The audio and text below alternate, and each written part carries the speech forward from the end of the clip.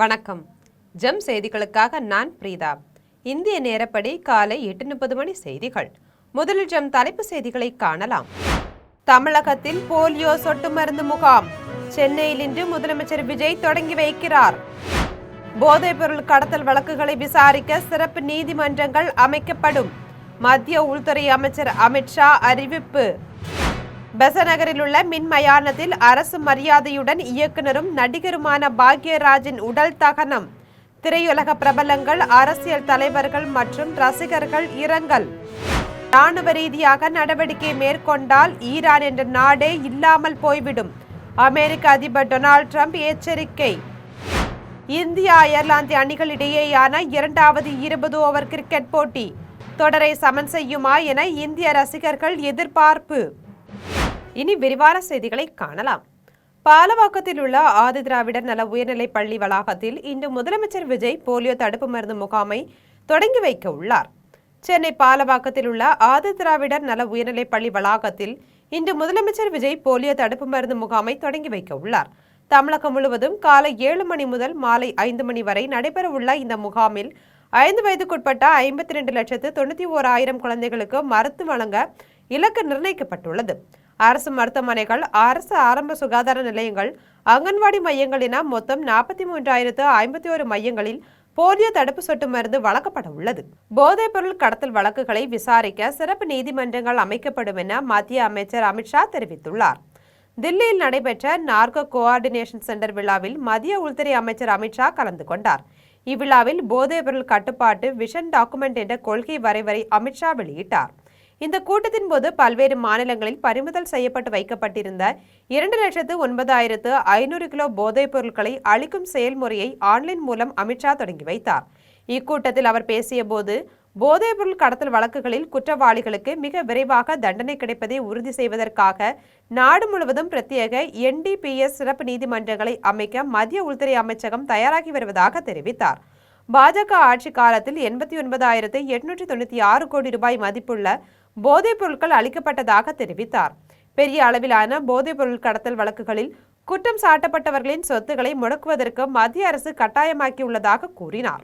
சென்னை பெசன்ட் நகரில் உள்ள மின் மயானத்தில் அரசு மரியாதையுடன் இயக்குனரும் நடிகருமான பாக்யராஜின் உடல் தகனம் செய்யப்பட உள்ளது. 1953ஆம் ஆண்டு ஜனவரி 7ஆம் தேதி ஈரோடு மாவட்டம் வெள்ளக்கோவிலில் பிறந்த பாக்யராஜ் இயக்குனர் பாரதி ராஜாவிடம் உதவி இயக்குனராக தனது திரைப்பயணத்தை தொடங்கினார். அதன் பின்னர் சுவரில்லாத சித்திரங்கள் என்ற திரைப்படத்தின் மூலம் இயக்குனராக அறிமுகமானார். அந்த 7 நாட்கள், முந்தானை முடிச்சு, இன்று போய் நாளை வா, சின்ன வீடு உள்ளிட்ட பல வெற்றி திரைப்படங்களை இயக்கி நடித்த அவர் குடும்ப கதைகள், நகைச்சுவை மற்றும் உணர்வுபூர்வமான திரைக்கதைகளால் பாக்யராஜ் தமிழ் சினிமாவில் தனிக்கென ஒரு முத்திரையை பதித்தார். 72 வயதுடைய அவர் சென்னையில் உள்ள தனியார் மருத்துவமனையில் உடல்நலக்குறைவு காரணமாக சிகிச்சை பெற்று வந்த நிலையில் திடீர் மாரடைப்பு காரணமாக உயிரிழந்தார். பாக்யராஜின் மறைவிற்கு திரையுலக பிரபலங்கள், அரசியல் தலைவர்கள் மற்றும் ரசிகர்கள் இரங்கல் தெரிவித்து வருகின்றனர். இந்நிலையில் சென்னை பெசநகரில் உள்ள மின் மயானத்தில் அரசு மரியாதையுடன் அவரது உடல் தகனம் செய்யப்பட உள்ளது. வள்ளுவர் கோட்டத்தில் உள்ள அவரது இல்லத்தில் இருந்து இன்று காலை 9 மணி அளவில் இறுதி ஊர்வலம் தொடங்கப்படும் என தகவல் வெளியாகியுள்ளது. ராணுவ ரீதியாக முழுமையாக முடிக்க வேண்டிய கட்டாயம் ஏற்பட்டால் ஈரான் என்ற நாடே இல்லாமல் போய்விடும் என அமெரிக்க அதிபர் டொனால்ட் ட்ரம்ப் எச்சரிக்கை விடுத்துள்ளார்.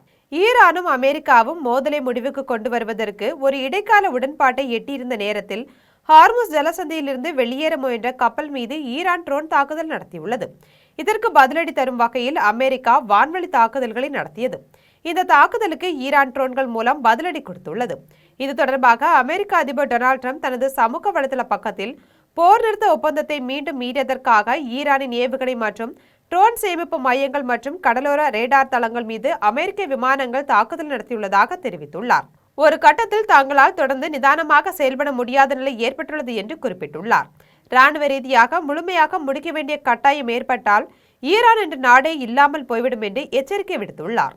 பெல்பாஸ்ட் நகரில் இந்தியா அயர்லாந்து அணிகள் இடையேயான 2வது மற்றும் கடைசி 20 ஓவர் கிரிக்கெட் போட்டி நடைபெற உள்ளது. அயர்லாந்தின் பெல்பாஸ்ட் நகரில் இந்தியா அயர்லாந்து அணிகள் இடையேயான 2வது மற்றும் கடைசி 20 ஓவர் கிரிக்கெட் போட்டி நடைபெற உள்ளது. இப்போட்டியில் ஷ்ரேயாஸ் ஐயர் தலைமையிலான இந்திய வீரர்களும் லோர்கன் டக்கர் தலைமையிலான அயர்லாந்து வீரர்களும் பங்கேற்கின்றனர்.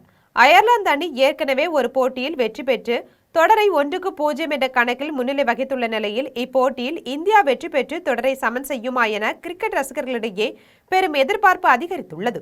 இந்தியாவை மின்னணு உதிரி பாகங்களுக்கான மையமாக மாற்றுவதே தங்கள் இலக்கு என்று உத்தரப்பிரதேச முதலமைச்சர் யோகி ஆதித்யநாத் தெரிவித்துள்ளார். உத்தரப்பிரதேச மாநிலம் கௌதம் புத்த நகரில் மின்னணு சாதன உற்பத்தி ஆலைகளின் திறப்பு விழாவில் உத்தரப்பிரதேச முதலமைச்சர் யோகி ஆதித்யநாத் கலந்து கொண்டு பேசினார். அப்போது உலக சந்தையிலிருந்து நாம் இறக்குமதி செய்து வந்த பொருட்களை இங்கேயே உற்பத்தி செய்து உலகம் முழுவதும் ஏற்றுமதி செய்ய முடியும் என்று யாரும் ஒருபோதும் கற்பனை செய்து கூட பார்த்ததில்லை என்று கூறினார். இந்தியாவை மின்னணு உதிரி பாகங்களுக்கான மையமாக மாற்றுவதே தங்கள் இலக்கு என்று தெரிவித்தார்.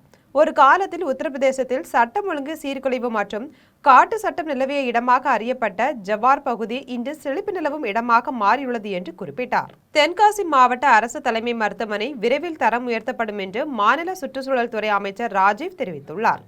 தென்காசி மாவட்டத்துக்கான பொறுப்பு அமைச்சரான ராஜீவ் தென்காசியில் மருத்துவத்துறை அதிகாரிகளுடன் ஆலோசனை நடத்தினார். தென்காசி மாவட்ட அரசு தலைமை மருத்துவமனையின் மேம்பாடுகள் குறித்து இந்த கூட்டத்தில் ஆலோசிக்கப்பட்டது. கூட்டத்துக்கு பின்னர் செய்தியாளரிடம் பேசிய அமைச்சர் ராஜீவ், தென்காசி விபத்துகள் அதிக அளவில் நடக்கும் பகுதியாக இருப்பதாகவும் குற்றால சீசன் காலத்தில் விபத்தினால் அதிக அளவு உயிரிழப்பு ஏற்படுவதாகவும் தெரிவித்தார். விபத்தில் உயிரிழப்பை குறைப்பதற்கும் மருத்துவமனைகளின் தரம் உயர்த்துவது குறித்தும் மருத்துவத்துறை அதிகாரிகளுடன் ஆலோசனை நடத்தியதாக தெரிவித்தார். அரசு மருத்துவமனைகளில் உள்ள குறைகளை சரி செய்து தென்காசி மாவட்டத்தை மருத்துவத்துறையில் ஒரு எடுத்துக்காட்டான மாவட்டமாக உருவாக்குவோம் என கூறினார்.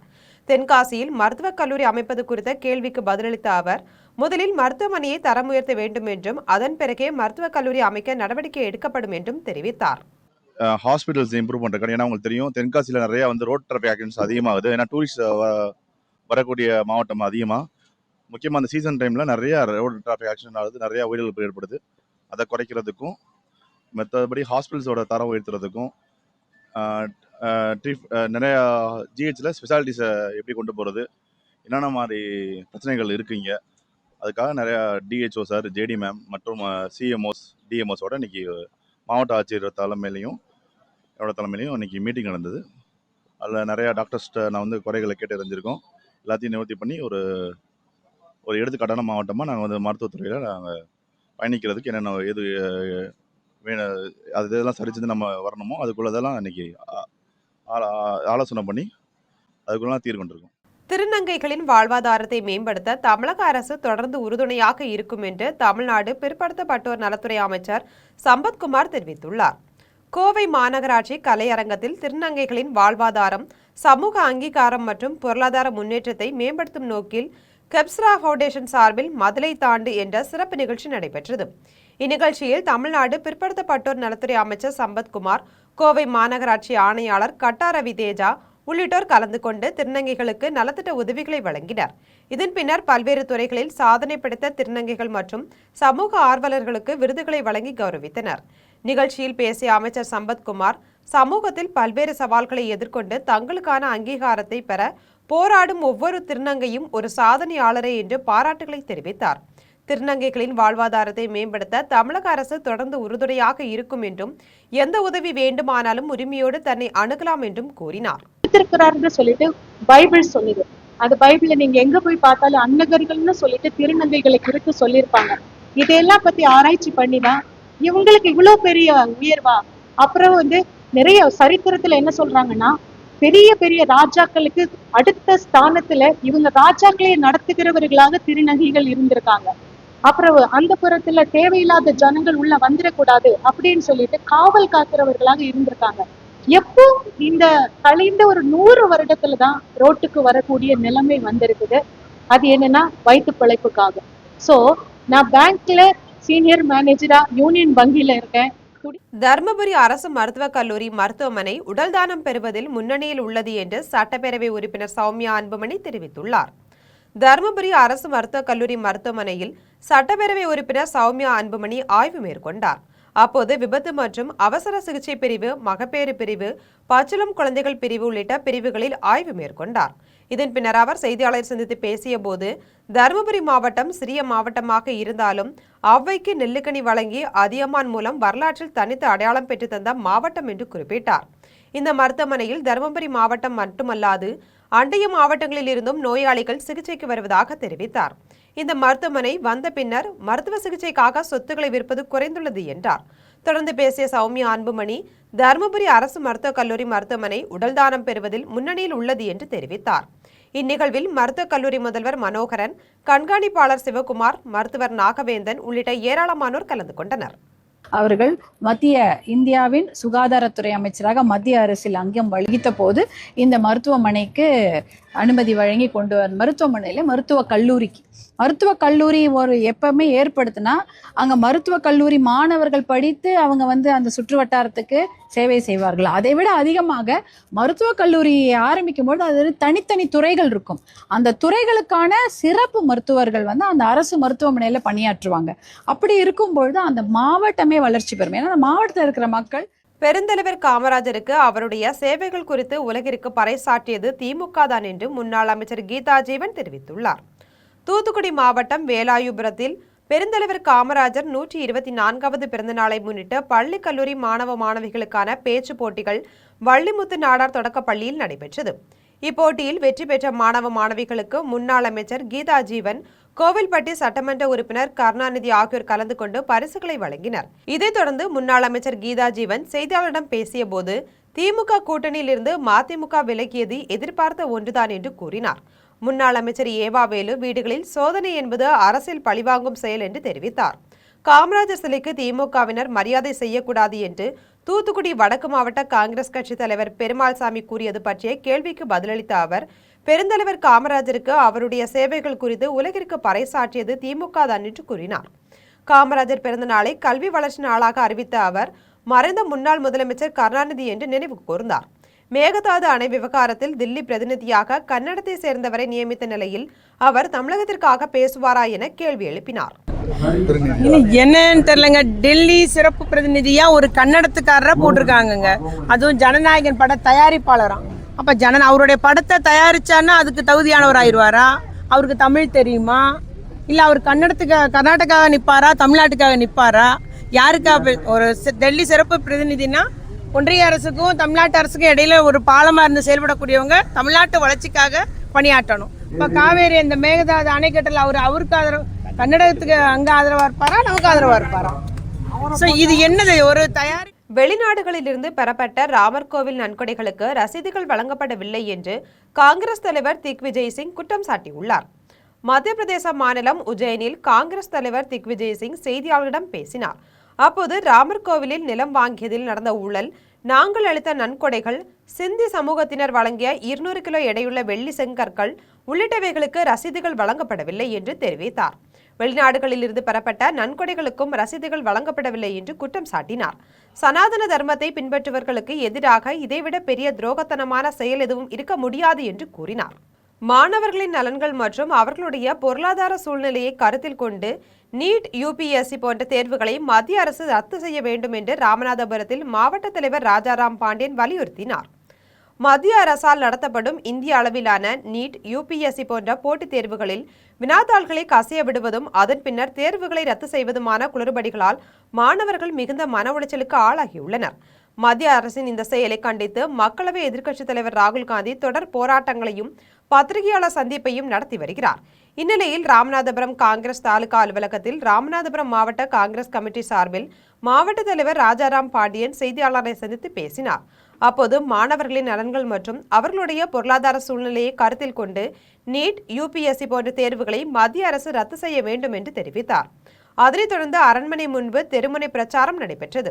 இதில் காங்கிரஸ் கட்சியின் மாவட்ட, வட்டார, ஒன்றிய நிர்வாகிகள் மற்றும் சார்பு அணியினர் ஏராளமானோர் கலந்து கொண்டனர். அரசு ஊழியர்களின் கோரிக்கைகளை முதலமைச்சர் ஜோசப் விஜய் நிறைவேற்ற வேண்டும் என்று தாராபுரத்தில் நடைபெற்ற கூட்டத்தில் தமிழ்நாடு அரசு ஊழியர் சங்க மாநில தலைவர் ரமேஷ் வலியுறுத்தினார்.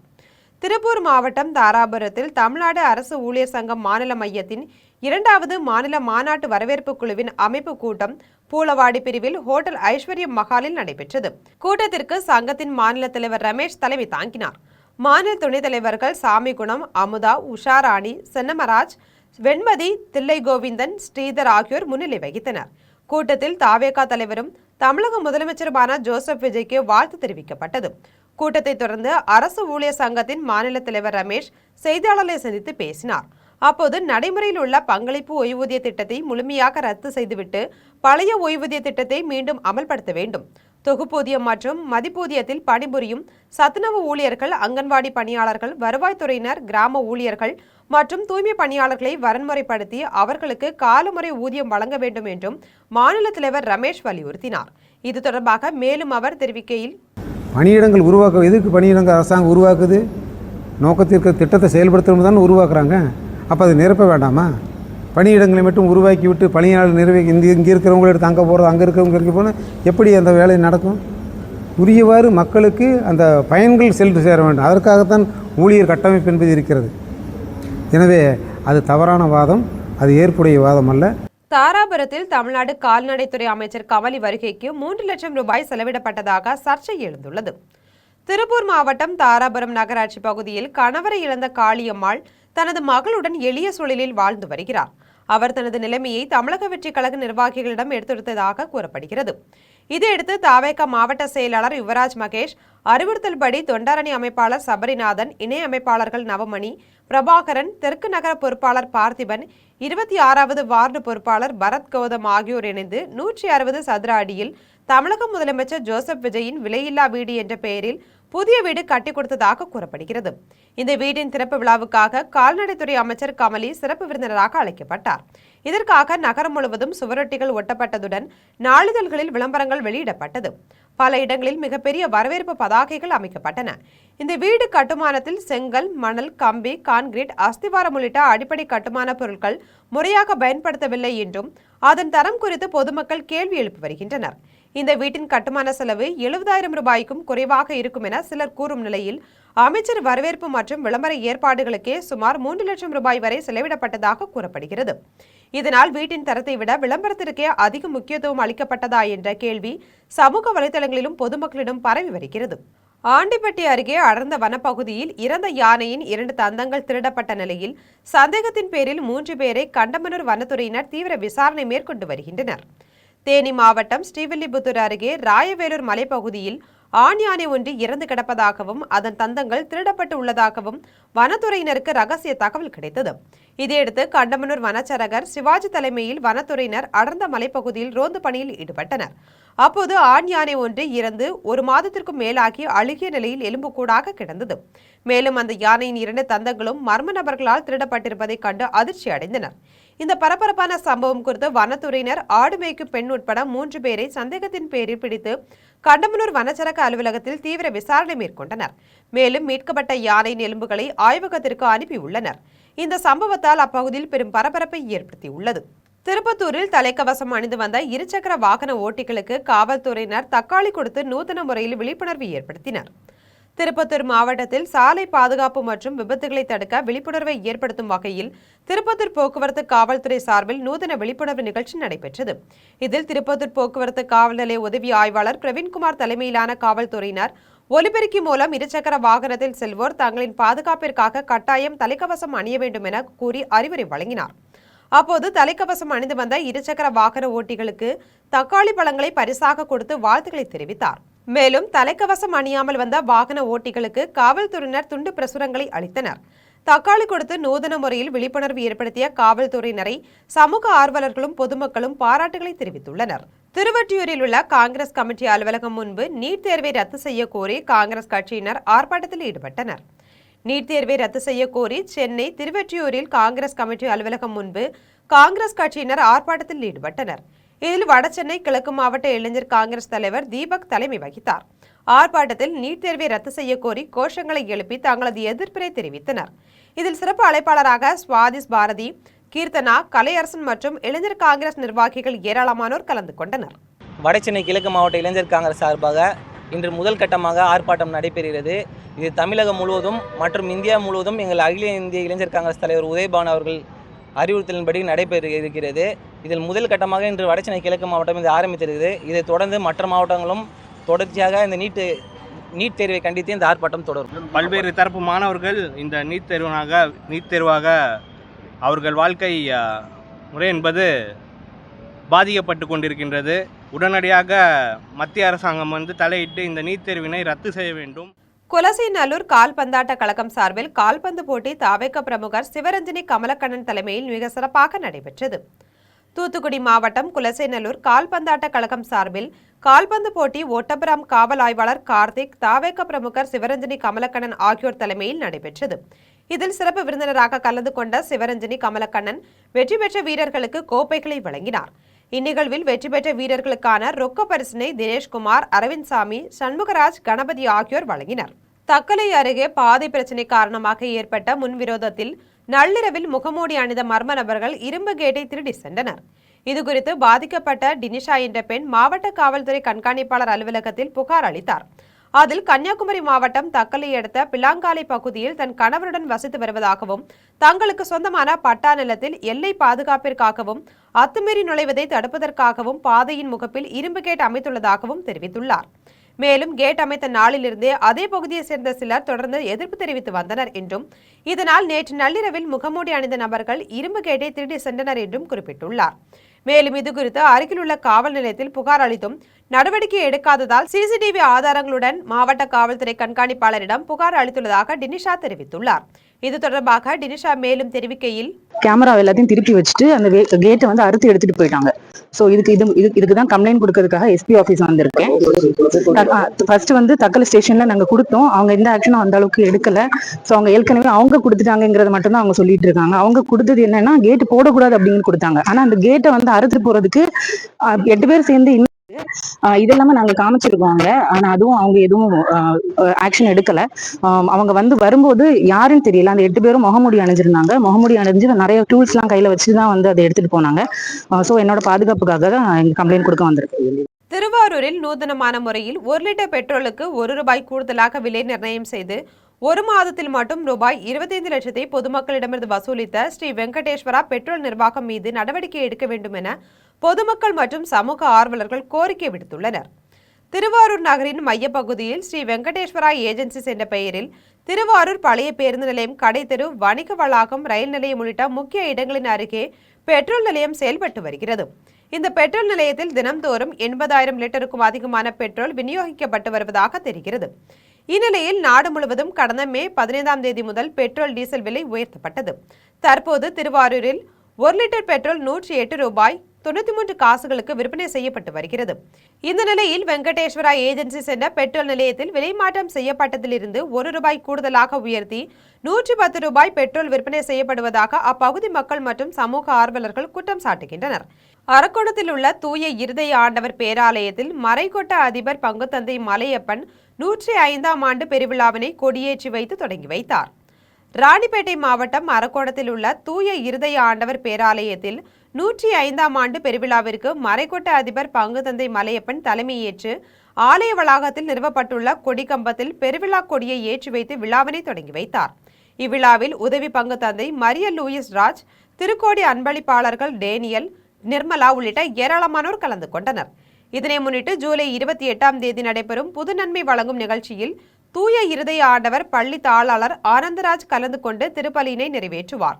இதையடுத்து ஆகஸ்ட் மாதம் 5ஆம் தேதி ஆலயத்தில் தினமும் தொடர்ந்து சிறப்பு பிரார்த்தனைகள், திருப்பலி நடைபெற உள்ளது. மீண்டும் தலைப்பு செய்திகள்.